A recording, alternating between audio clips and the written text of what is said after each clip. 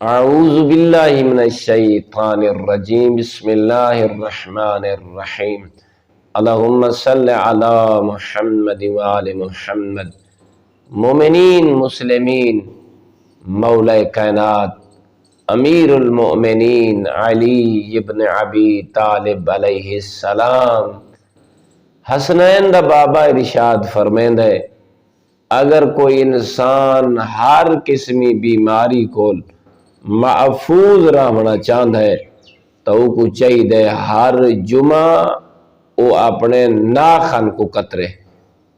اگر کوئی انسان چاہتا ہے ان دی روزی وسیع ہوئے، ان دا رزق وسیع ہوئے، وہ کو زیادہ خوشیاں ملیں، کیونکہ روزی وسیع ہوئے تو انسان خوش ہوتا ہے، یعنی کہ روزی فردی فراوانی دے واسطے مولا کائنات علیہ السلام ارشاد فرمیندن بات او جمعرات کو اپنے ناخن کو قطرواوے۔ والحمدللہ رب العالمین۔